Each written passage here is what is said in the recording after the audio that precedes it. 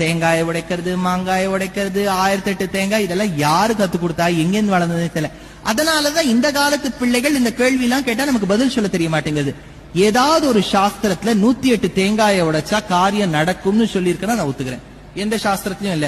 உடனே நீங்க குமுதத்துல இருக்கு, கல்கியில இருக்கு, தீபாவளி மலர்ல இருக்குலாம் சொல்லாதீங்க. அதெல்லாம் எழுதினவர் யாருன்னு நமக்கு தெரிய மாட்டேங்கிறது. அதுல எல்லாம் இல்ல. அதே சமயத்துல பரிகாரம்னு ஒண்ணு கிடையவே கிடையாது ஜாதக சாஸ்திரத்துல. எங்க தாத்தா ஜாதகக்காரரா இருந்தார். இந்த பரிகாரம் பண்றது கிழக்காக இந்த வழக்கு ஏத்து, மேற்காக அந்த வழக்கை ஏத்து. விளக்குங்கிறது எல்லா பக்கமும் ஜோதி இருக்கு. அது என்ன கிழக்கா ஏத்துறது மேற்கா ஏத்துறது?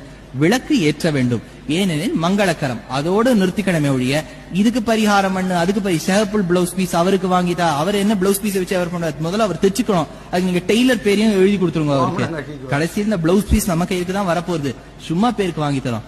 அதனால இந்த விஷயங்கள் எல்லாம் கொஞ்சம் நம்ம மூட நம்பிக்கை விட்டுட்டோம்னு வச்சுக்கோ, பக்தி வளரும். பக்தி இவர் சொல்றதை கேட்கும் பொழுது உண்மையிலேயே 100% ஒத்துக்க வேண்டிய விஷயம். கரெக்ட். எந்த கடவுளோ எனக்கு படையல் போடு, 108 தேங்காவோட, தீபாவளிக்கு கறி ஆக்கி வை, பொங்கலுக்கு எனக்கு பொங்கல் வடை சுட்டு வை, பாயாசம் காய்ச்சி வை, எனக்கு பாலாபிஷேகம் பண்ணு, பன்னீர் அபிஷேகம் பண்ணு, விற்காத துணியை விற்கிறதுக்கும் விற்காத எண்ணெயை விற்கிறதுக்கும்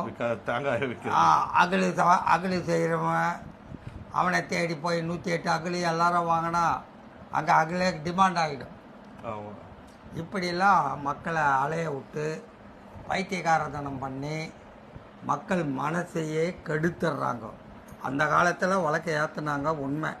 ஏன்னா அந்த காலத்தில் கரண்ட் கிடையாது. கரண்ட் இல்லாத காரணத்தினால கோவிலில் ஒரு விளக்கு ஏற்றுவாங்க, வீட்டுக்கு விளக்கு ஏற்றுவாங்க, வாத்தாப்படியில் ஒரு விளக்கு ஏற்றுவாங்க. ஏன்னா வர்றவனுக்கு வழி தெரியணும். வாத்தப்படி தெரியலன்னா அவன் கக்கூஸ் கதவு திறந்துக்கின்னு கக்கூஸ் உள்ள போயிடுவான். இப்போ தட்டின பட்டின எங்கே பார்த்தாலும் லைட் எரியுது. அப்போல நீ நான் விளக்கேற்றுறது? வெளிச்சம் இருக்கணும் வீட்டுக்கு, அது விளக்கேற்றி தான் வெளிச்சம் வரணும்னு இல்லையே. இப்போ தான் விஞ்ஞானம் வளர்ந்து போச்சு, எல்லாமே இருக்குது. கடவுள் எதையுமே யாருக்கிட்டையும் கேட்கல. அவர்கிட்ட நீ தான் கேட்குற, எனக்கு அத்தை கொடு இத்தை கொடுன்னு. அவர் கொடுக்க போகிறதும் கிடையாது. அவர் உனக்கு கொடுக்க வேண்டியது மொத்தத்தையும் கொடுத்து அனுப்பிச்சிட்டார். நான் கூட சொல்லலாம், நேற்று முருகர் வந்தார் மயிலில், என் கூட பந்தா ஆடினார், செஸ் ஆடினார், கேரம் போர்டு ஆடினார் சொல்லலாம். அதை நம்புறவன் நம்புவான், நம்பாதவன் காரி மூஞ்சில் துப்புவான். அதனால் இவர் சொன்னதை 100% நான் நம்புகிறேன்.